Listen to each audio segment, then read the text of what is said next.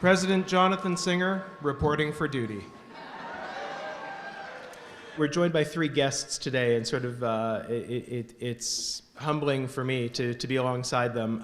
We're joined by Miles Magner, who's the Region 5 Vice President of OPSU.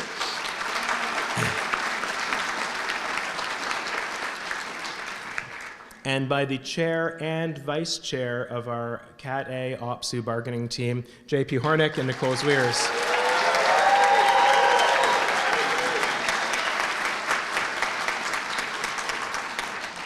And for many of us, this effort began in mid-October, and for some of us, this effort began in early September, and for some of us, this effort began, well, in 2016 or earlier. And so, without a doubt, this has been a tremendous part of their lives for a very, very long time. Speaking of tremendous efforts, I'd like to take one moment. Could I please ask the picket captains to stand up for one moment? Please. Take a bow, people. Come on. Get up. Get up. Get up.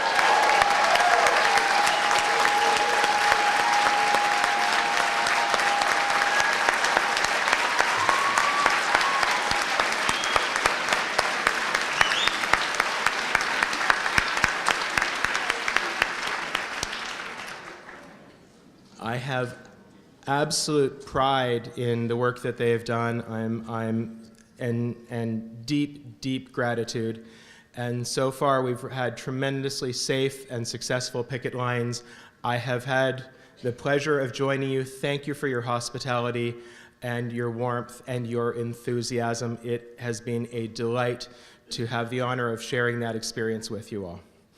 I would also like to take a moment to recognize the considerable and remarkable efforts of any number of people who have been working in the office or at home or driving.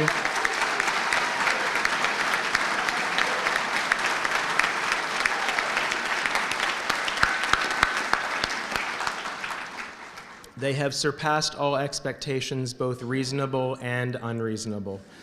Mainly unreasonable, but we are,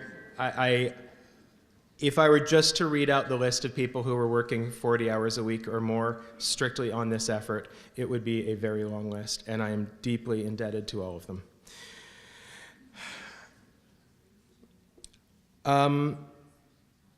The last thing I want to mention is we have a hardship fund. Strike has gone on. Things are tight, I'm sure, for all of us.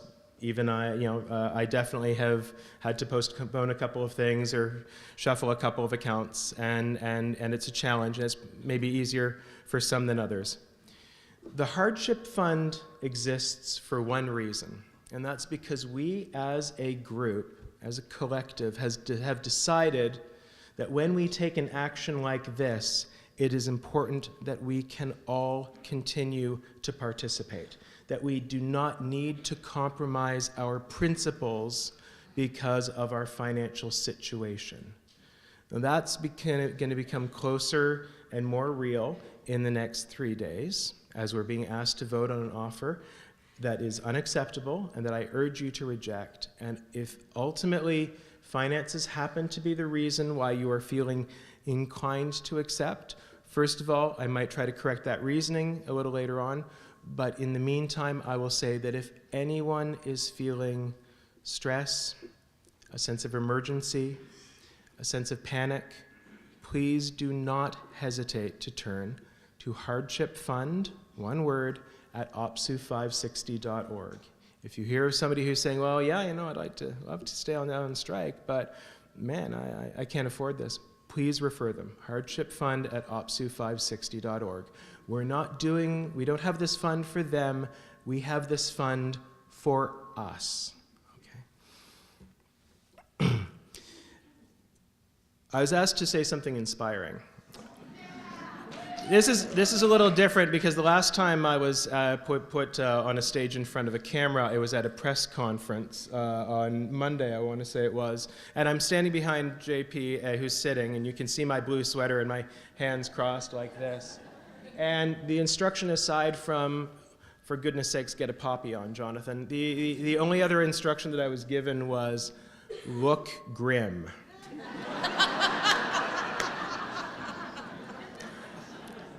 Two words that had never actually been directed to me in my life, sometimes because it's redundant.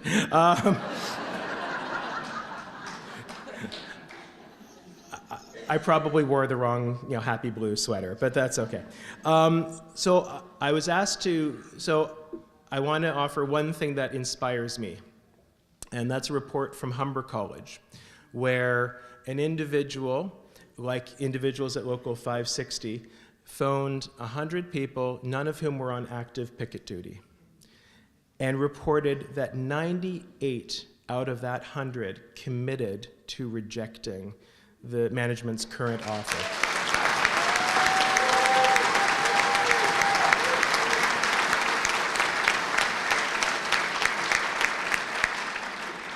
And that's as inspiring as it can get. We're close to an A+, and that's what we're shooting for. So I'm going to turn the mic over because I don't want to risk stepping on anybody else. I'll be speaking at the end, and thank you all very much for your attention. And I certainly, I'm sure that your attention will be rewarded with our speakers tonight. Thank you.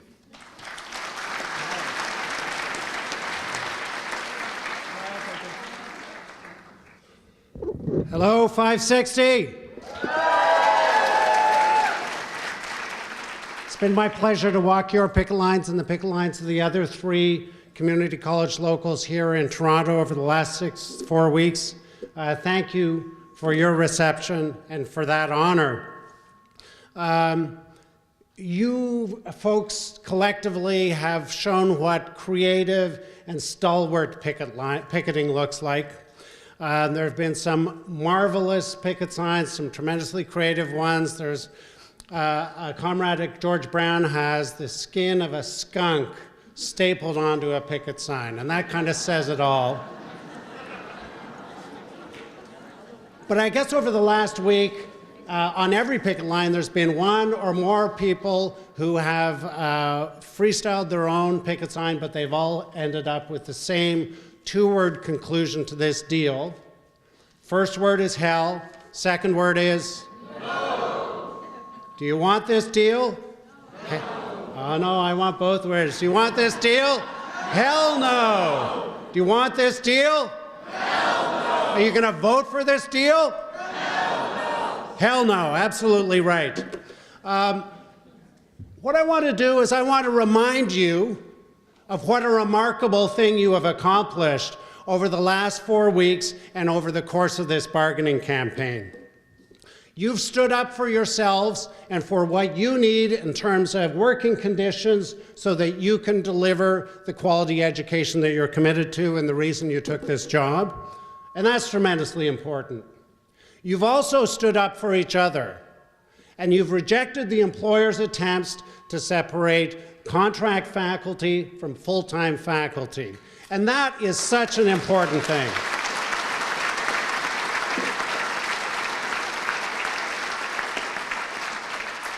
You stood up for the 500,000 students in the community college system who deserve a high-quality education that you want to deliver, and it's the employer that's getting in the way of that.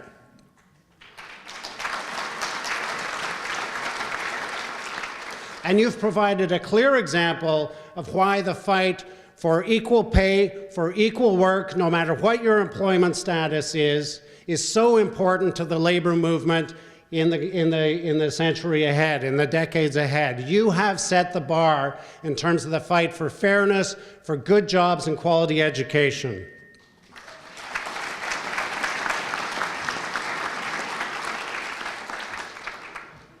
And it's because of that, and because of your clarity on your issues, and the fact that every single one of you, when asked, knows exactly what this strike is about, that you have won such tremendous popular support for your fight for quality education and good jobs in the Ontario college system. And you've won the support of unionized and unorganized workers across the province, and remarkably and consistently on your picket lines, you've won the support of the very students who the employer is trying to use against you. And that, I think, all those things are tremendously important. I spoke just before the strike began at Centennial College, and I said that when it comes right down to it, collective bargaining is about power. It's about leverage. It's also about good ideas and about articulate people at your bargaining table. But at the end of the day, when the employer is pushing back, it's not because your bargaining team is so sharp or your divisional executive is so clear on the strategy. It's because each and every one of you have stood together on the lines to say you know what's right and you're prepared to do what it takes to win that fair collective agreement. Am I right about that?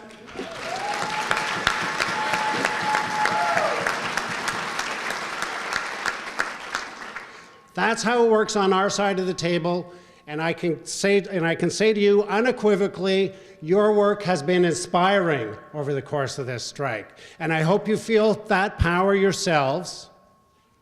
That power is going to be critical over the next few days. You've done a great job. You've set an inspiring example to OPSU, certainly to OPSU, to the labor movement, and to everyone who's fighting for fairness in the workplace. But your work is not done. A no vote is critically important, and I think everyone in this room understands how important that no vote is. What's also important is that you continue to show, and JP used this word earlier, you continue to show the remarkable resolve you have shown to this point to finish this fight. You didn't start the fight, the employer started the fight, you're going to finish it, and you're going to finish it with a fair contract. Am I right about that?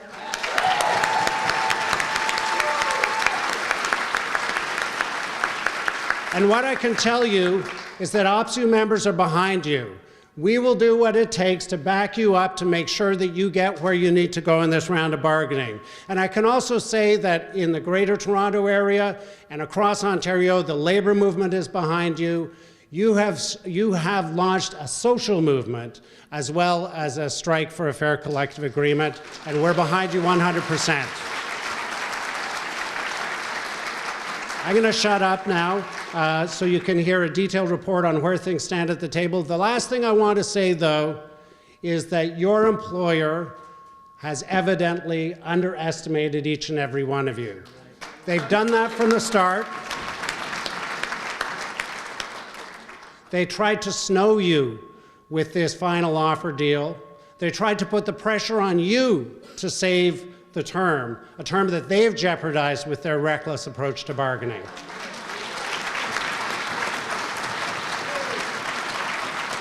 And when you stand together, when you vote no, when you hit the picket lines with renewed vigor, as long as it takes, and I don't think it's going to take long, you will force this employer back to the table. You will force this employer to bargain a fair deal and to address your just demands. Thanks very much.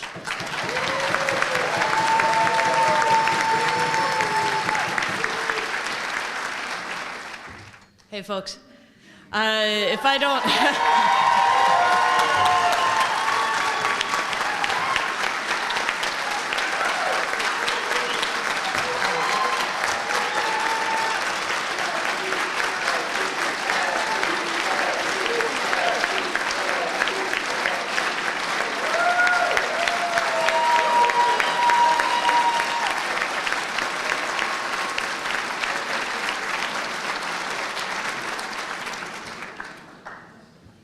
Thank you very much for that. That's it's incredible. And I've been traveling the province today from Niagara College this morning, and Miles has been stalking me everywhere but there.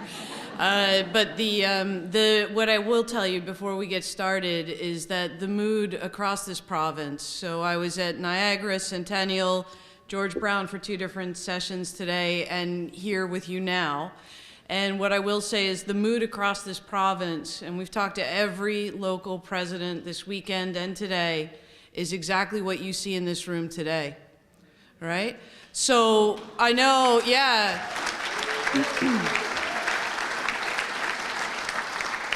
And everywhere, one of the things that comes up is, well, I know we're okay here, but what about those guys over there?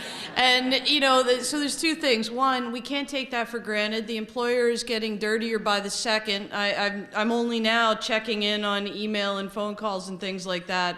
And that webinar today, I've just now read the transcript, and there's some really fun moments of fake news and misinformation. I was like, wow, I didn't realize they had gotten David Scott from the Trump team there. But we cannot take it for granted between now and Thursday morning. And so it's going to be incumbent on every single one of us in this room to continue to take this energy and direct it towards talking to the folks who aren't in this room and to everybody you know who's invested in the system to make sure that they know why to reject this offer. And so we're going to talk to you about that now. One of the things Jonathan handed me as I walked in, the transcript from the webinar this morning. And, I really wish I could have been on it, but I was actually out talking to members about why they should reject the offer. And Sonia apparently said, quote, "Let me be clear. Nothing has been removed or altered from the offer that the union received on November 6th, which contains all of the agreed to items. This is the offer you will be voting on. Let me be clear." That's true. That is true. It is the same offer we received on November 6th at 11:30 when they called the forced offer vote, and contains every single one of the concessions that undoes the agreed upon items that we bargained hard for over the past 2 weeks after they brought us back on a publicity stunt on November 2nd in order to undermine our morale. So yeah, that's the offer you're voting on, and it's a crappy offer. It's a crappy offer that is full of the concessions that they put back on the table, having threatened us with them through September and October. So it is true, yeah. It is the offer that you'll be voting on, and it is the offer we are telling you unequivocally you need to reject, not because it contains the agreed upon items, but because it contains major concessions that undo any good those agreed upon items would bring to each and every faculty member in this room. So that's where we're starting.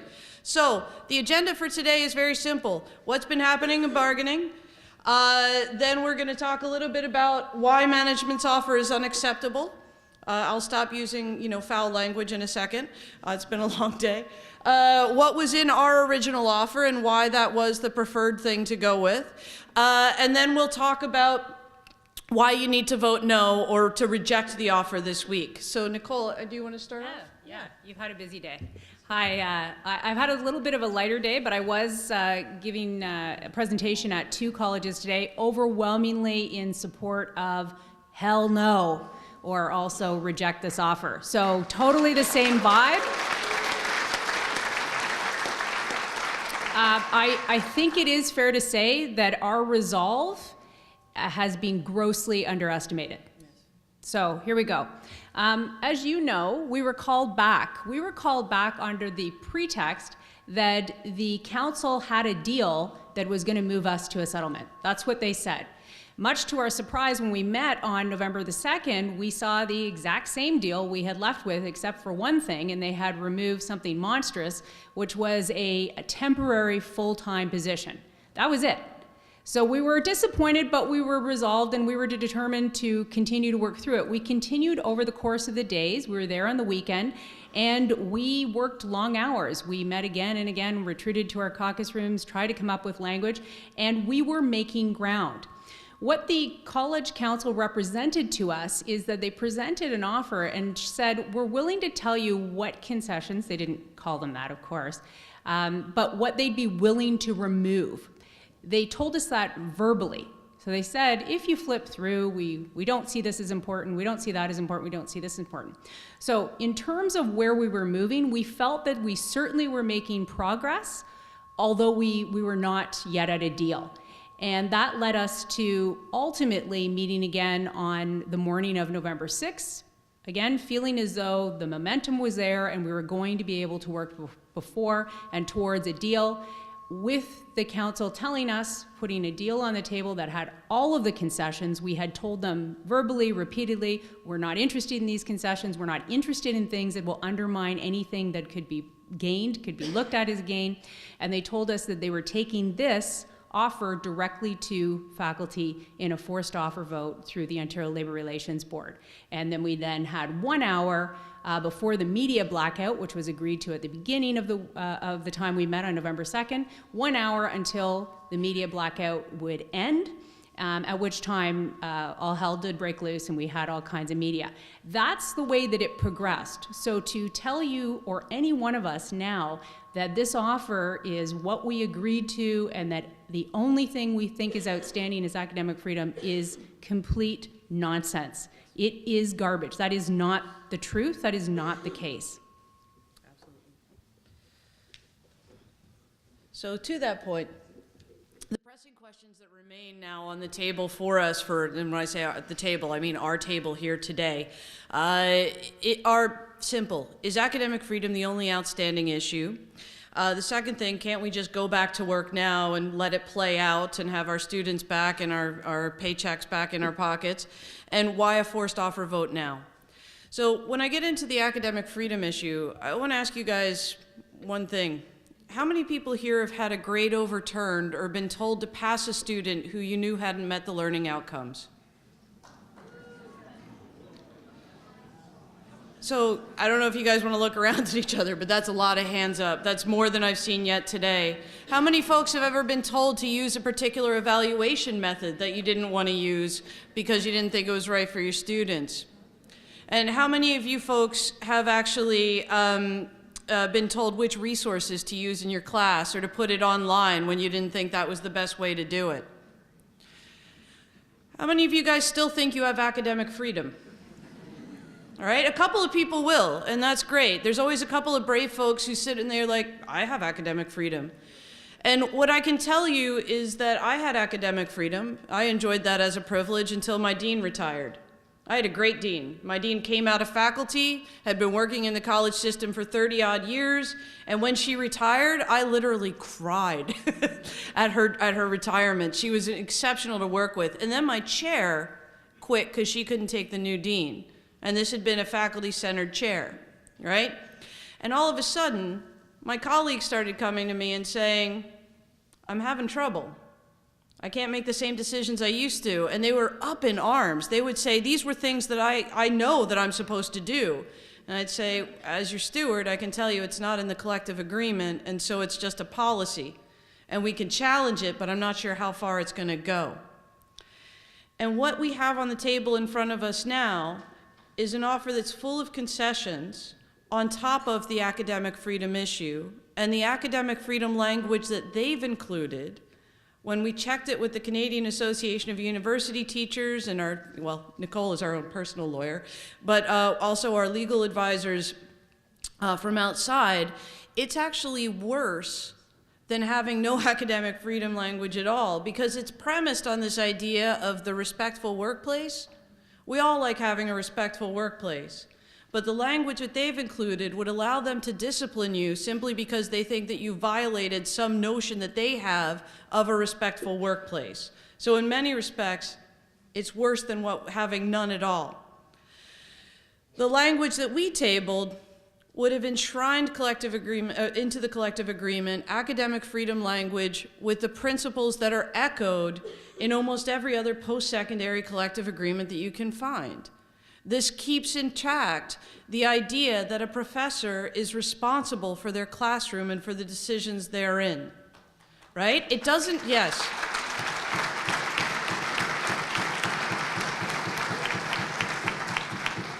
Their language would ensure we had 24 policies, and all of those policies would have to adhere to the same problematic aspects of the language they've included. Our language is an article in your actual collective agreement, which means that you can challenge it, you can grieve it. It allows you to have a more balanced decision-making with management than you do now. And I don't normally quote Martin Luther King in public speeches, mostly because it's cheesy, and I used to teach comms, and you know, the man was a brilliant speaker, and you can't ever do better than that, right? But there's one quote that very few people know about that he said that I think applies around this issue.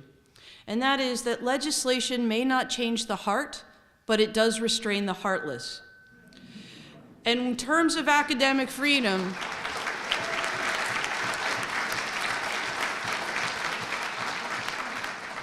We don't need them to agree with us. We just need our managers to not be able to override what we know is right for our students. So, thank you. It's not the only issue. The issue that is really on the table with this offer is that you need to vote down the concessions, right? It's not about academic freedom, but I will say and stand behind that academic freedom is a core value for us, right? And that it should be in our collective agreement. But that's not why I'm asking you to reject management's offer. The second question, can we just return to work now while we wait this out?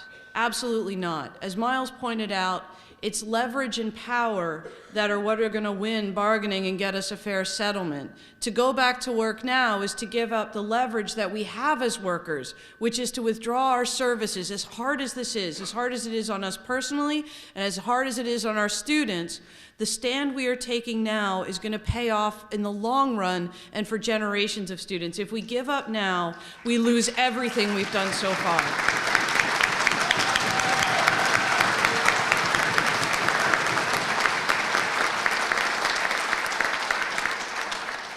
On the third question, why a forced offer vote now?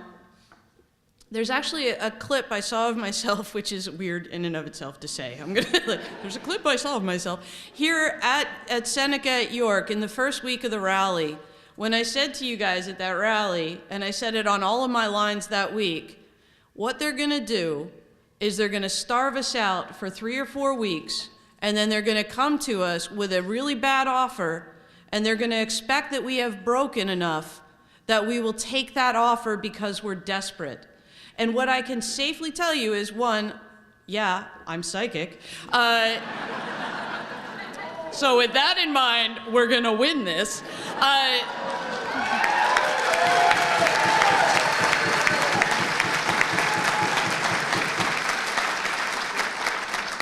And what they didn't count on is that every day on the lines, our lines have gotten stronger and our people have gotten more resolved. The places that were soft on the strike vote are our strongest reject votes now. Absolutely 100%.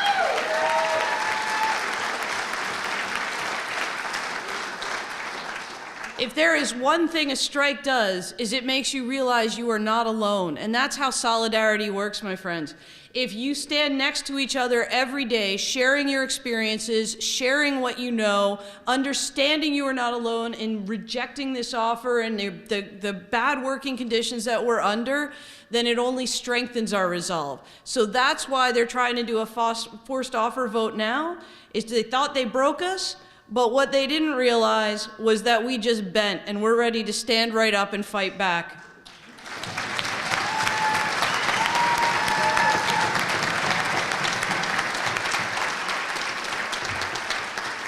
So there really are a whole host of reasons why this is bad, so we've just highlighted the highlights. The first is that what they've done, I mean, I guess you could say it's clever, except that it's horrible, is they have tried to undermine and weasel out of their obligations under Bill 148. So you'll recall that in previous iterations of the deals that we had going back and forth, they had said that they would use language like revenue neutral in the application of Bill 148.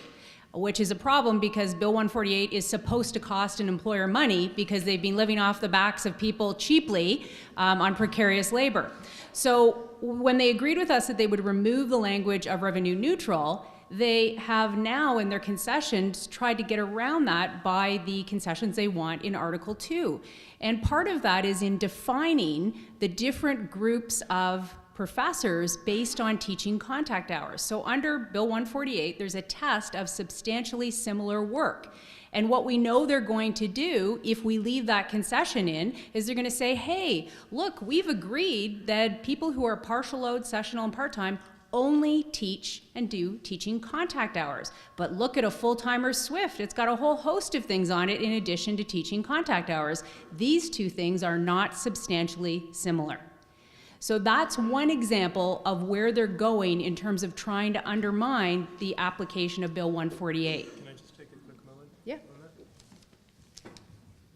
I just want to say from personal experience, that argument that Nicole just outlined, that the difference that full-time faculty and contract faculty do substantially different work because contract faculty are hired only based on a teaching hour. That is the exact argument that Seneca College has already presented in a grievance to explain why they should not be obliged to convert sessional positions in the English Language Institute to full-time positions, because they say they do a lot of work, but the work that sessionals do is substantially different than the work that full-time faculty do. That's it. And so now they're going to try to use that argument on a province-wide scale in order to avoid legislative obligations. You just pulled them. Yes, they like to test these out first at different places. Thank you, Seneca. And ultimately, it impairs the ability to ensure that more full-timers are hired. So again, we've got this great language in a task force agreement, we'll talk more about that in a little bit, that is working towards a complement. But then all of the provisions under Article 2 that we would normally be able to rely on to ensure that that would be kept at the complement level have been completely undermined. So for example, if we have Article 2 provisions that allow us or allow the college to use part-time contract faculty as they see fit without restriction, except if they have an express intention to undermine the bargaining unit. I mean, we have managers who do and say a lot of dumb things, but how many of them are going to say, I'm using this part-timer in this way because I'm trying to undermine the bargaining unit? I mean, I'm not saying it's not going to happen. It's just not going to happen as much as we need it to when we know that's it. So that wording, express intention, you can drive a truck through that. That's what we're talking about in terms of the type of concessions that they are putting in that undo everything that we've worked towards that appears to be beneficial. So these benign seeming, it doesn't seem too innocuous, they actually are terrible.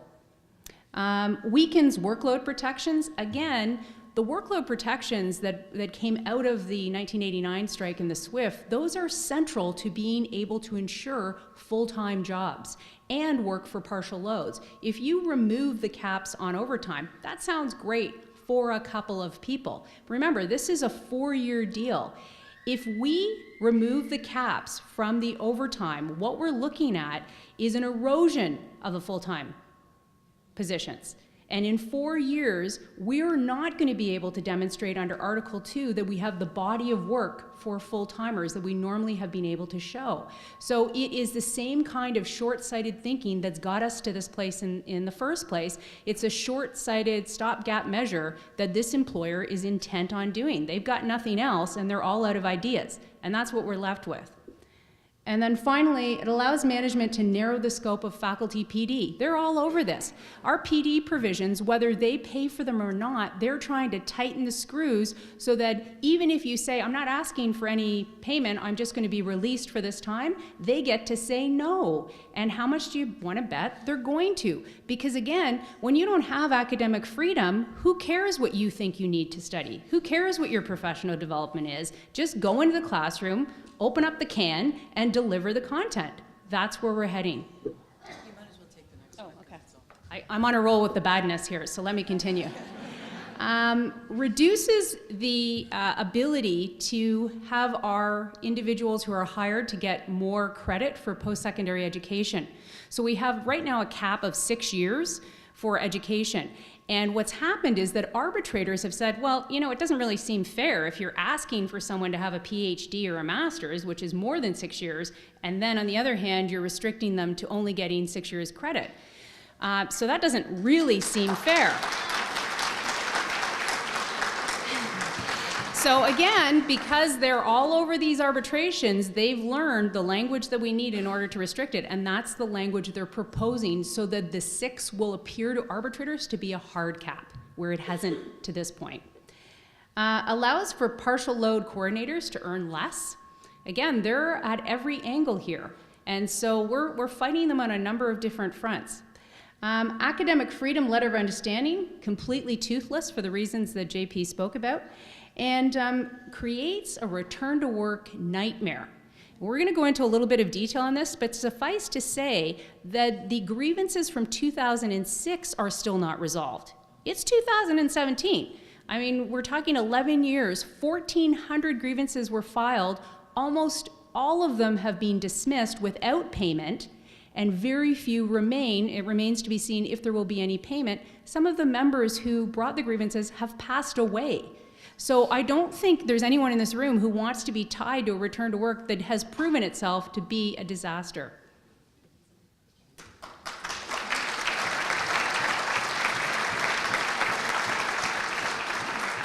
So just a fun story on the return to work grievances when we were at the table. We looked at Wallace because he had, proposed this protocol. And Wallace Kenny is the lawyer that the colleges use as their advisor. He's been at it for 35 years. And we did an FOI on how much they spend for bargaining. The last time we could get at it was 2009, because then council dropped a corporate veil over themselves. So in 2009, Wallace Kenny, who, like I said, 35, 40-year investment, even though he's never taught in the system, but he controls our collective agreement for the council side. He makes about $30,000 a month as of 2009 while he's in bargaining. Yeah.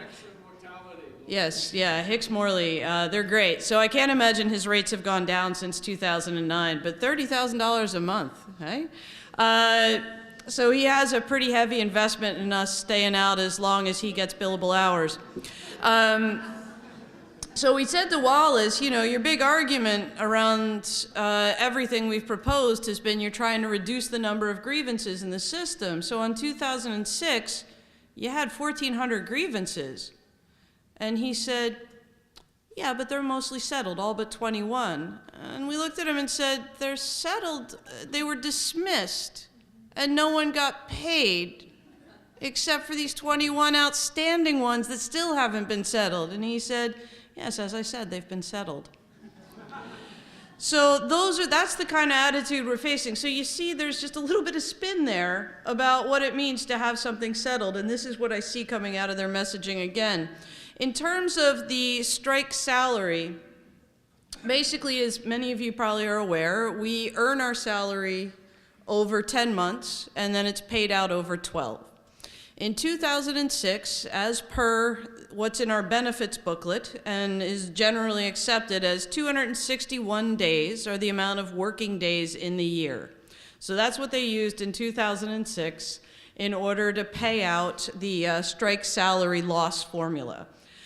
Now, that meant that in 2006, if you were at the midpoint of $90,000 for a full-timer, that you lost an additional $82.75. If you were to use their calculation today, which we originally thought was a typo, but no, it's deliberate, it's 261 minus the vacation time.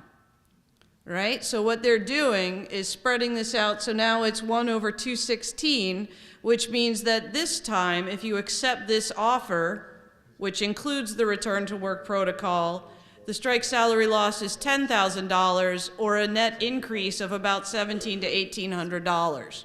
Right? Now, I'm not a math teacher, I'm a labor studies professor, but even I know that this is an increasing disadvantage for us in this round if we accept it. Now, some of the colleges are trying to wiggle out of this now that we figured it out and are sending out all kinds of information like, oh, but not our college. I just want to go back to what I said earlier about you're one chair or dean away from that decision. Colleges can tell you whatever they want right now, but when push comes to shove, they are bound by their offer. So they might tell you that up until the vote day, and then when it comes time to the fact to go back to work, you might find that they've changed their minds yet again, right? So what's in the offer is the 1 over 216, not the 1 over 261, and the 1 over 216, or that additional loss of $1,700 to $1,800, is what they're actually bound by. So I just want to be very clear about that. They're trying to sneak out any way they can, but this is going to cost you more money. And there are no protections for partial loads built into this offer. So the return to work, your contracts, if you're partial load, are going to expire sometime in mid-December. There's nothing to say they have to keep you on beyond that point. There was in our return to work protocol, but there's not in the colleges. So I just want to be clear about those 2 points. Do you want me to do the union offer? Yeah. Okay. So let me talk to you about the difference between what we could have when we reject it and go back to the table. When you reject this offer, the more strongly you reject it, the more leverage we have back at the table. And when we left on Sunday night at 1:30 in the morning, what we had on the table was a number of things that would have been really good for faculty. The historic gains on job security, on seniority and right of first refusal for partial load that the colleges are trying to claim now for their own. Let's just say they weren't the ones to put those on the table and fight for them. So this idea that, the partial loads will move up the grid at double the speed they do now in terms of the salary grid. There are job security protections, the right of first refusal. For those of you who are partial load and have thought you had right of first refusal, but then the college changes one of the courses that they're offering, so you can't actually exercise it. It's a complicated system. What it does now is there's a registry that's going to be created. And in the union language, we made sure that every partial load who's on strike right now will be automatically entered into the registry for next year, right? So just the same as everybody else. And what'll happen is the courses that you teach will go into that registry as well. So you'll build a kind of body of courses that you've taught, and you get the right of first refusal if a partial load assignment comes up containing one of those courses. So it's actually a significant improvement, and you will be able to say in 1 year to the next, I want a partial load assignment next year, and then that'll automatically be in the system. So does that make sense to folks? It's a little bit complicated, but it's actually a really significant gain. Unless it's eroded by unlimited part-time. Well, yeah, okay, as Jonathan just pointed out, unless it's eroded by unlimited part-time, right? So from the union side, basically bargaining works in a series of moving parts, right? And so you've got is that the 50-50 faculty complement? No. Right? Is it equal pay for equal work? No. Because what we did was work with the government to create a historic task force to address those things at a level at which they're likely to get funding and where they actually have legislative force. Now, I know there's been some discussion about how successful this provincial task force will be. And I want to address some of those concerns. So the first thing is, you'll notice in that specific list that's under the task force, the words precarious work, collegial governance, faculty complement, and intellectual property rights. We had to bargain like hell to make sure that they were listed explicitly in the language of the task force. The council tried to beat those back at every turn. The task force was initiated by the union with the support of the government to create pressure on council to actually move some of these things into an arena where the government, the Ministry of Advanced Education, Skills and Development, will have say in making sure these things get done. So it's government facilitated, but it's also government funded. So it's already funded right out of the gate. The second piece of that is, although I have 3 fingers up, is that all of the recommendations that come out of this task force will be taken to cabinet for funding, right? So they'll be recommended to cabinet to be funded. The third piece is that it starts in January and those interim recommendations come out May 18th ahead of the provincial election. So there's huge pressure on the provincial government to stand behind this task force. And finally, this task force concludes MAESD, so the ministry, us, council, students, and industry, along with CADS. And the good thing about that is that the more people are invested in it, the more likely it is that there will be teeth to those recommendations because people are going to want them. Now, that's not to say that everybody participates on every aspect of the task force. The terms of reference, the committee structure is all determined by the ministry in conjunction with council and us. So that's how that gets set up, and the work will begin well, probably not January 1st. I'm guessing January 2nd. Even the government doesn't like January 1st as a start. But that we will all be at that table immediately. And so all the momentum that we've built through this process around the 50-50 ratio, around precarious work, that actually has a better chance of being funded there than bargained at the table and having to go to the ministry later for funding. So it kind of cuts out a step. The final thing I'll say about task forces is that in the history of our system, all the major gains we've made have been through task forces. The 84 strike resulted in a task force on workload that issued its report in 86. And that report, the Skolnick report, got us the SWIFT. There are probably very few of us that are, I wasn't, I was in high school when that happened. In the 89 strike, that was when Teplitsky, through a task force, set out our comparator groups of high school teachers and university teachers. So that was another major gain. In 2006, that joint task force on workload was set to make major gains. And then in 2009, the colleges played with their new toy and imposed terms and conditions on us and undermined that task force. Now, how many gains we would have made are a little bit up in the air, because the head of that task force was Peter McCarricker, who is now the chief negotiator for council. So, but that is to say that it is untrue to suggest that the task force that we've set up here, which is even stronger than either of those because it's a provincial level task force rather than the individual arbitrator-led task forces, that this will be actually, this is, I cannot emphasize this enough, this is actually a historic task force whose major impetus is about creating a college system that will survive the next 50 years and actually thrive on behalf of our students and faculty. So that's the goal of this task force. Deb, yes.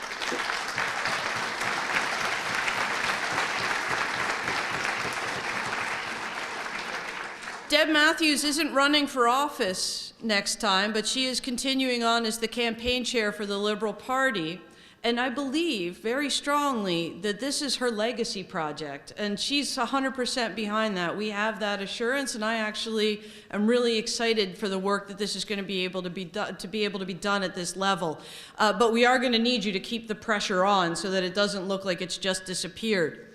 The final thing in the union offer that was really good was our real academic freedom language, and I've talked about that pretty much ad nauseum. So I'm going to move on to the next slide. Just to follow up on JP's point, this task force is not something the council or the employer or the presidents wanted. I mean, it's not exactly a glowing statement about how the colleges have been doing in this past little while or over the past 50 years.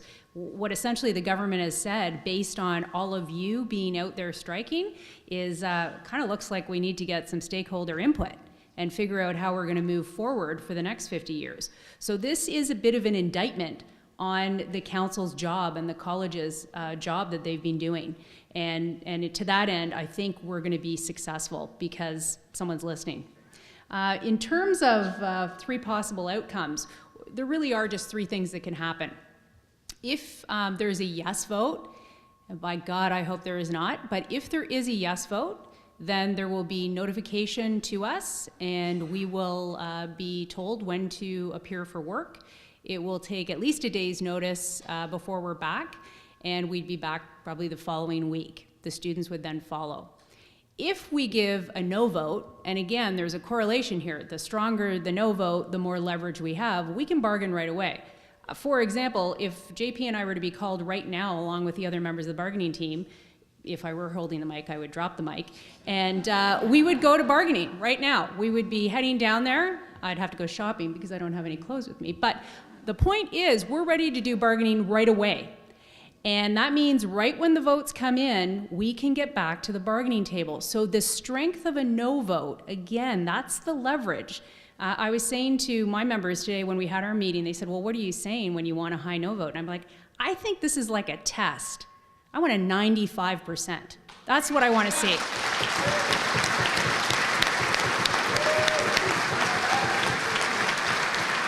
And I know we can do this because I've talked to a lot of you. I talked to a lot of the members. We got a lot of smart members and we have a lot of committed members. So I'm even saying 95 just because we might have a bad day, but 95 is what I'm hoping to see.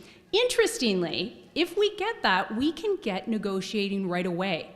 And we can get back in classes very quickly with pressure from the public, pressure on the government, and pressure by the government on council. That's what a strong no vote will do.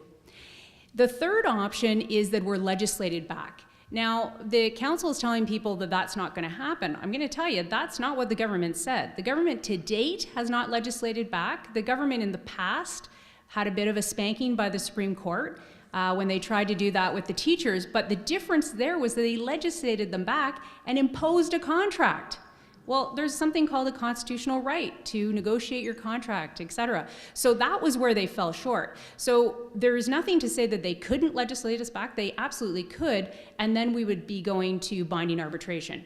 The best thing for all of us and the college system is to get a negotiated settlement, is to get us back to the bargaining table so that we can deal eyeball to eyeball with the council and actually get this done for your best interests and for all of our best interests. Sure. So why do you want to vote no? Well, as we mentioned before, there are significant concessions here that really are a problem. So essentially, we're going to lose all that we have been able to successfully bargain for partial loads. And as JP mentioned, this has been historic. So it would be just a tremendous shame and all of the hours pounding the pavement to get to that point to lose it as a result of voting yes to this offer. Another problem is that we would lose critical workload protections. That's Article 11. That was hard fought. That's the kind of thing that brought class sizes into a reasonable measure. That's the kind of thing that gave us recognition for the kind of evaluations we were doing, preparations. That is sacrosanct. And the fact that we can refer an abuse back to the WMG has been what's kept many people in their jobs and functioning well in their jobs. And it's been a service to our students for the same reasons. We'll continue to see a decrease in full-time faculty. As I mentioned before, with the work that would happen between the concessions in Article 2 and Article 11, we would see no reason on the part of the colleges to continue to hire full-time faculty. And again, we've got this complement coming along, which is really great, but it's going to undoubtedly rely on the already set provisions in the collective agreement to ensure that the union can enforce that. As well, we talked about the whole host of problems with academic freedom and the fact that it's in its form that it currently is in a letter of understanding. It's very problematic. It is more like an academic control as opposed to an academic freedom language. And then finally, we talked about the return to work, the nightmare that it was, the fact that this is going to be and has been a really long strike. It's longer than the 2006 strike. And as a result of that, and I just mean that we're now at 4 weeks, not that we're going on forever, but 4 weeks, every single one of us, if we were to go back tomorrow, think of the time we would take simply to review each course and figure out how the hell we are going to overcome 4 weeks. And I mean, we're pretty good, we're really good, but we can't operate like magicians and make it so that 4 weeks disappears, or the loss of 4 weeks disappears. So that is gone out the window with their current return to work protocol. And for all of those reasons, this has to be a rejection. It has to be a no.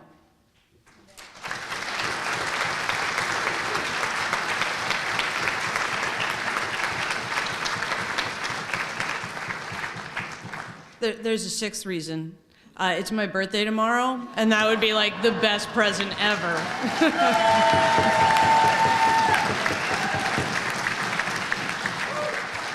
That's the only point in this process I'll be self-motivated.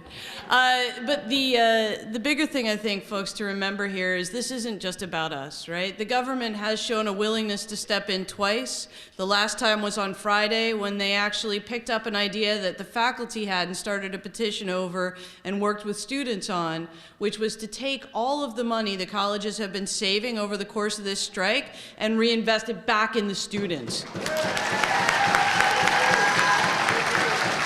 a no. The part they left off from our petition was that we thought it should include the management salaries and bonuses that have been earned over the past few weeks too.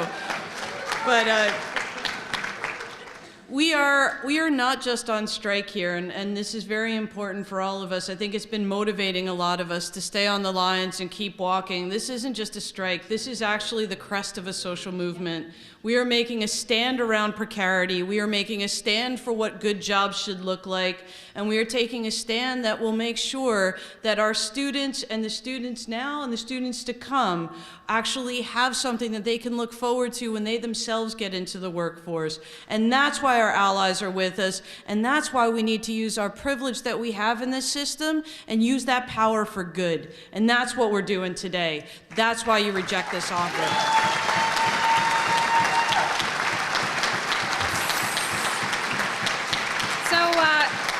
Just a couple of points. We haven't talked about a really important group, and I'm going to mention them briefly. Our counselors and librarians. We haven't forgotten about you. You're there too. We strangely met a lot of resistance when we tried to talk about counselors and librarians from the council. And we did get protections. We have a counselor who's on our team, Mona Chevalier, and we tried to implore the council to see reason, to understand all of the mental health issues that are haunting our students and to address it. And the first step in that is by updating the class definition of counselor. It's very outdated. It doesn't take into account the fact that counselors are, for many, regulated by regulatory bodies that require contemporaneous notes, et cetera. So we did get a letter of understanding on that. In respect of librarians, academic freedom applies to all faculty. So it is about each and every one of us, whether we're teaching or whether we're operating in our own vein, that we have input into the decisions we're expert in. And that certainly includes our librarians who are experts in their area as well. Lastly, I'm not giving my kids food today, but I did bring a present for JP. And I do want to say, I was joking about that, by the way, but I have hot dog buns in the car. So if anyone has mustard, that would be a real treat.